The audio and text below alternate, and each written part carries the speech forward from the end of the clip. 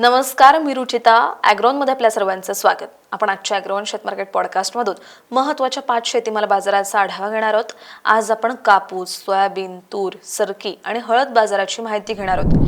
देशातील बाजारात मागील काही दिवसांपासून कापसाची आवक कमी झालेली आहे, तर कापसाला चांगला उठाव आहे. यामुळे कापसाच्या भावाला चांगला आधार आहे. सध्या कापसाला प्रति क्विंटल सरासरी 8,000 ते 8,500 रुपयांच्या दरम्यान भाव मिळतोय. कापसाला उठाव असल्याने सीसीआयनेही कापूस खरेदीच्या भावात खंडीमागे 900 रुपयांची वाढ केली आहे. सीसीआयने आतापर्यंत 5,400 रुपये भाव वाढवलाय. कापसाचा भाव काही दिवस टिकून राहू शकतो, असा अंदाज कापूस बाजारातील अभ्यासकांनी व्यक्त केलाय. देशातील बाजारात मागील काही दिवसांपासून सोयाबीनची आवक कमी झालेली आहे, तर दुसरीकडे सोयाबीनला उठाव चांगला आहे.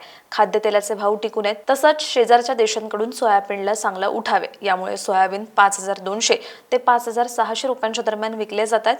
सोयाबीनची मागणी पुढील काळातही टिकून राहण्याची शक्यता आहे. त्यामुळे सोयाबीनचे भावही टिकून राहू शकतात, असा अंदाज सोयाबीन बाजारातील अभ्यासकांनी व्यक्त केलाय. देशातील बाजारात तुरीच्या भावात मागील काही दिवसांपासून काहीसे चढ-उतार दिसून आलेत. स्थानिक बाजारातील आवकही सरासरीच्या तुलनेत कमी दिसते. तरीही तुरीला उठाव चांगला आहे. असं असलं तरी तुरीचा भाव हमी भावापेक्षा कमीच आहे. तुरीला सध्या बाजारात 7,300 ते 7,800 रुपयांच्या दरम्यान भाव मिळतोय. तुरीची आयातही सुरू आहे. तुरीचा भाव काही दिवस स्थिर राहू शकतो, असा अंदाज तूर बाजारातील अभ्यासकांनी व्यक्त केला आहे. देशातील बाजारात मागील काही महिनाभरापासून सरकी भाव तेजीत आहेत. सध्या सरकी तेल आणि सरकी पेंडीला चांगली मागणी आहे. खाद्यतेलाचे भाव वाढल्याने सरकी तेलाचेही भाव वाढलेत, तर तेलबिया पेंडीच्या दरवाढीचा फायदा सरकी दरालाही मिळतोय. सध्या सरकी बाजारात 4,000 ते 4,500 रुपयांच्या दरम्यान विकली जाते.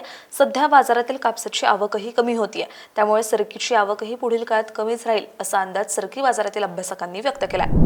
देशातील बाजारात मागील काही दिवसांपासून हळदीचा भाव स्थिरावलाय. दुसरीकडे हळदीची काढणी वेगाने सुरू असून बाजारातील आवकही सुधारतीये. हळदीला सध्या बाजारात प्रति क्विंटल सरासरी 12,000 ते 14,000 रुपये प्रति क्विंटलचा भाव मिळतोय.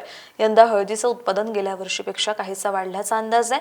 मात्र पावसाचा हळद पिकाला फटका बसलाय. आवकेचा दबाव पुढील काही दिवसांमध्ये आणखी वाढण्याची शक्यता अभ्यासकांनी व्यक्त केली आहे. दररोज संध्याकाळी 5 वाजता आपण 5 शेतीमाल बाजाराचा आढावा घेत असतो. त्यामुळे ॲग्रोवनला सबस्क्राईब आणि फॉलो करायला विसरू नका.